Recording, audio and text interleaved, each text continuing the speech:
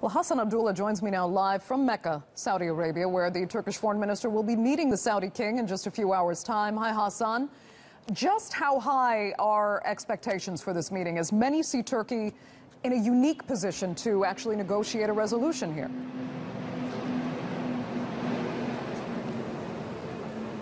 Andrea, first of all, the venue is very symbolic. There's a reason why Mecca has been selected for this meeting. This meeting could have well taken place in Riyadh or Jeddah, but they want to send out a message of unity. Remember that Mecca is the center and is looked at as the sort of symbol of Muslim unity. Now, the Turkish delegation, of course, led by Turkish Foreign Minister Mevlut Çavuşoğlu, is going to focus on two main things. One is security. They're going to argue that the current diplomatic crisis is not going to augur well for the security situation in this region. And secondly, they're going to look at it from a more sort of a theological perspective and say that Muslim unity is important, and there is a need to ensure that, for example, the effectiveness of the OIC, the Organization of Islamic Countries, does not suffer and so forth. So they're going to look at that. Now, the Turkish side has told us that they want to also argue that none of the regional stakeholders should look at the situation as a zero-sum game.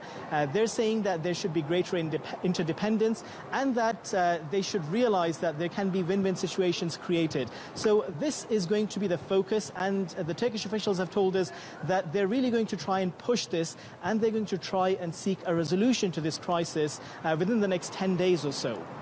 And Hasan, what about other states' involvement here? Earlier we heard Kuwait and Oman might also be playing a role in negotiations. Are they involved in this equation now?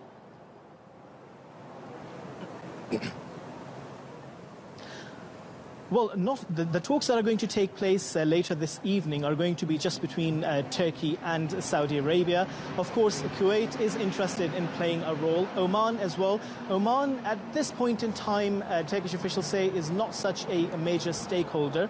Kuwait, of course, is trying to play an instrumental role.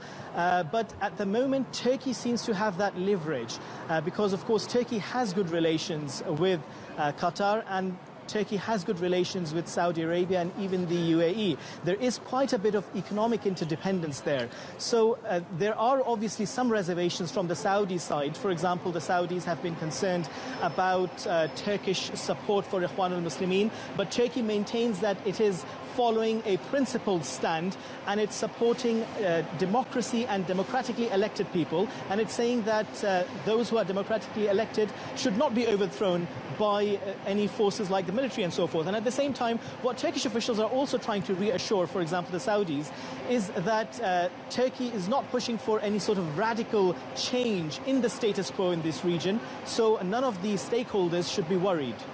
Okay. Hasan Abdullah, we'll leave it there. Thank you so much for joining us from